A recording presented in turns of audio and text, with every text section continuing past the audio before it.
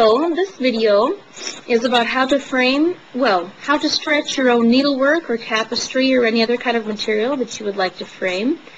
This shows you how to stretch it on a board, prepare it for a frame. This video is dedicated to Jennifer and Kay, who without them it never would have been possible. Please, if you are in the Minneapolis area, do not try to do this at home. Take your work to the Michaels in Roseville so the professionals can do it for you.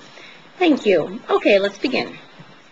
Okay, first of all, you will need these little pins that have flat heads, and you'll need foam board that has this foamy side in it.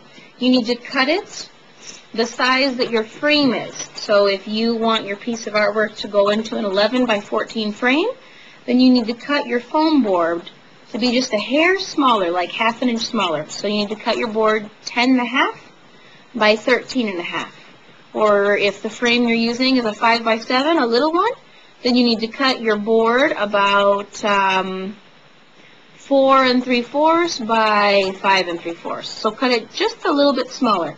You'll be inserting the pins in the edge right here. So you want to make sure that the corners are set up correctly.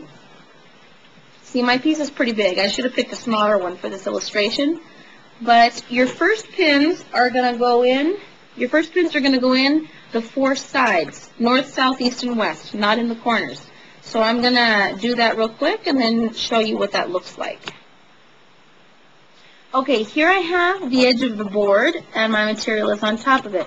So this is the middle of my board. So I'm going to overlap the material on the side here and insert that little pin like that. So now the material is stuck on the side. Now I'm going to do that on all 4 sides, one in the middle of each one. Okay, I have now put pins in the 4 sides of this piece of material. I just put one in the middle of each side.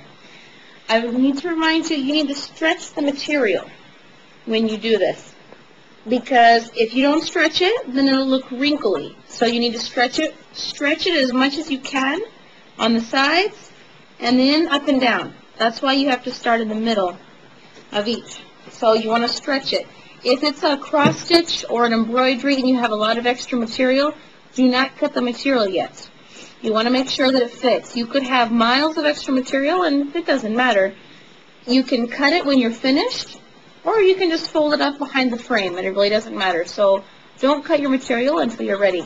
Now what you want to do, take another pin and start, see, here's my one pin in the middle, and I'll do one here, and then you turn your board,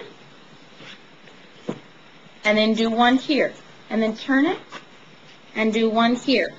And you do it that way, and then start going to the right. Put one here, so that you're eventually going out, like this. I'll do a few, and then I'll show you how it is. Okay, I have now put about 5 pins on each side. Here's the one in the middle, and I put 2 on this side, and I turned it. 2, and then I turned it. And then I did this side. So I have about 5 in the middle on each side. So if I hold it up for you, there we go. You can see that it's intact on the different sides. Now, I forgot to mention you may want to use a rubber thimble, because as you're pushing the little pins on the sides, your finger starts to hurt. I don't have rubber thimbles, so I just have to deal with it. My finger hurts by now. So I'm going to keep going, slowly going out on each side, turn it. Put only 2 or 3 on one side, turn it. 2 or 3 on the other side, turn it. That way you can ensure that it'll end up being even and not crooked. Every once in a while you may want to put your frame on it just to test that the sides are straight, because if your picture is like a little house or a little rectangle or something like that, you need to be very careful that it lines up to the sides. You may have to unpin it and readjust it several times before you get it right.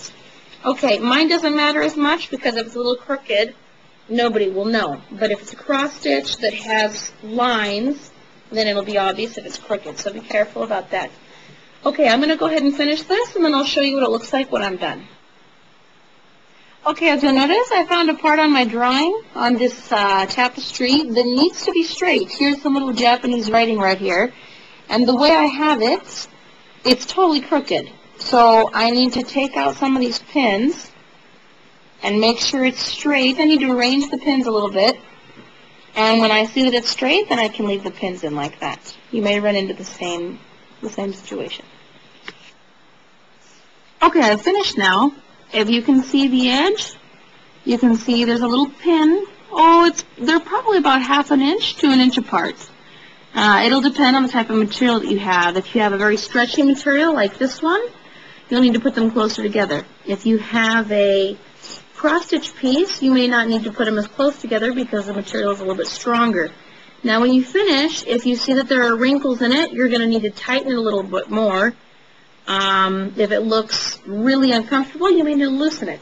So I now have pins around the whole thing. And, well, this is what it looks like. That's finished now. My next step, before I put it in the frame, you may want to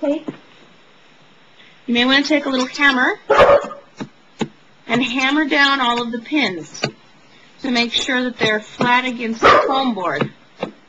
Otherwise, the pins may get in the way of your frame, and it may not go in the frame. Also, you want to make sure that none of the pins have come out the back. I have a couple here that have come out the back right here, so I need to take them out, and I don't know if you can see that in the video. No, probably not. They've come out the back here, so when I'm framing it, that'll hurt, so I need to fix those. But basically, that's the bones of stretching your own fabric on a foam board, and put it in a frame, and voila. You can go to a professional frame shop to have a special made frame, or if you have made it a size for a ready-made frame, you can just slip it in.